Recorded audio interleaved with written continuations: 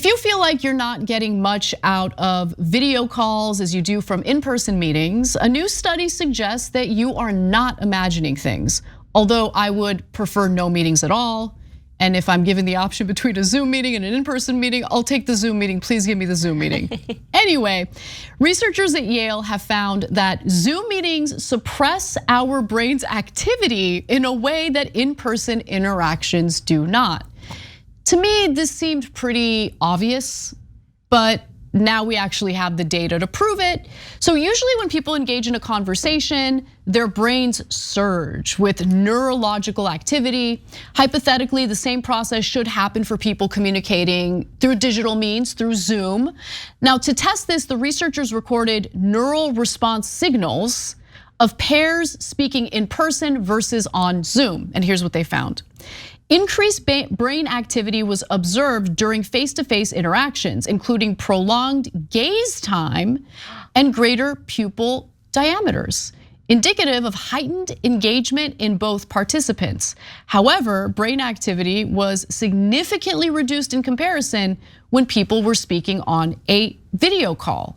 So Joy Hirsch, who is the lead author of this study, says this: Zoom appears to be an impoverished social communication system relative to in-person conditions. Overall, the dynamic and natural social interactions that occur spontaneously during in-person interactions appear to be less apparent or absent during Zoom encounters. And she says that face-to-face interactions are in fact critical for humans' natural social behaviors, and they happen to trump the online experience. Online representations of faces, at least with current technology, do not have the same privileged access to social neural circuitry,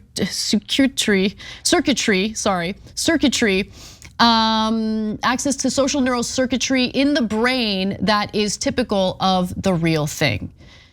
So I don't even turn my camera on during Zoom meetings. I just don't. I know that it's, I pretend like I do it for my production team. Like I don't want to do these invasive meetings where I'm looking into their homes. I'm doing it for them, but I'm really doing it for me. But really, I'm making breakfast. Exactly, you're scrambling eggs. Yeah, I'm yelling at Charlie while he's yelling at the door, yeah. Listen, I don't think it should be like shocking news that Zoom meetings are causing me to have brain damage, but I'm not gonna lie, I would choose the brain damage over an in-person meeting, just like you said. Like give me the brain damage. I prefer the brain damage over having to drive into some place and actually see people face to face ever again. And I will take the slight brain damage. I'm not gonna lie, because it's just at least I'm in my pajama bottoms. You know, at least the bottom half of my body is comfy. I'm in my slippers. Look, I think it really depends on what the objective of the meeting is, right? Now, if for the purposes of producing this show, I don't think that we need to be in person, right? Right? But if I really want to make an impression on someone, because there's a lot on the line, like let's say I'm interviewing for a job or something like, I want to be in person. You know, I want to make sure that our pupils are doing the thing that they're supposed to be doing. Well, I want the longer gaze. The brain circuitry, or circuitry or whatever. This is a thing, this is a phenomenon that is really a quandary for actors, because we used to have auditions in person in the casting office. We would drive to the casting office, we would meet the casting director, we would desperately go for the long gaze, like please gaze, and please, I hope your pupils are dilating, looking at me, and because you want to cast me in this film. And and then obviously all auditions went to, some of them went to Zoom, most of them went to self-tape, which is the worst option. Which is even worse, because now you're just in a vacuum in your living room, just doing take after take on your phone, being like, I'm the world's worst actress. Maybe it's just me. It's not just me, it's all actors.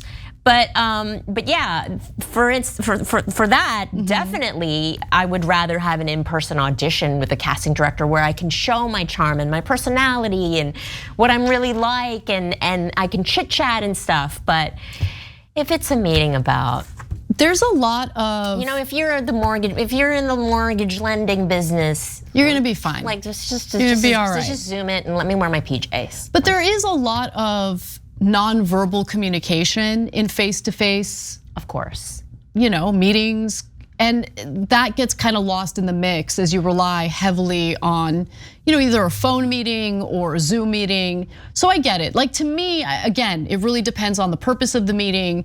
If it's an issue where there's a lot on the line, something that you deeply care about, if you have the option, definitely meet in person.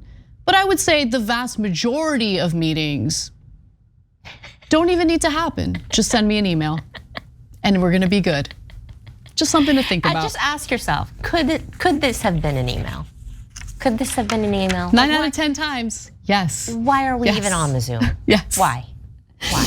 Anyway, and by the way, some companies are citing the downfalls of Zoom to bring workers back to the office. So I am a little concerned that this Yale study was commissioned by corporate America. I didn't even think of that. That's so evil. Corporate America never stops shocking me with its evilness. Right, so if it is true that they're doing that, which there's no evidence of, let me be clear, tricky. Roblox CEO David Baszucki now demands that his staff be at the office at least 3 days a week. He wrote in a memo to workers, for many of us, Zoom fatigue is real. You know what's also real? Commute fatigue. Anyway, a 3-hour group review in person is much less exhausting than over video, and brainstorming sessions are more fluid and creative. So I don't know. But I think it was commissioned by like landowners of office buildings. Maybe, yeah, it's another one. Probably. Big landlord? Right? Big landlord, corporate America. Think like, about Zoom it. is eating your brain. You gotta come back in and pay rent to the space, because you gotta come back in to get the pupil dilation. You gotta have it, Thanks for watching the video, guys. We also love it if you hit the join button below, because that makes you a member, and members allow us to be independent, honest. We can be as progressive as we want, no corporate media influence, and that's all because of you guys. We love doing the show with our members. Hit the join button, become one of the Young Turks.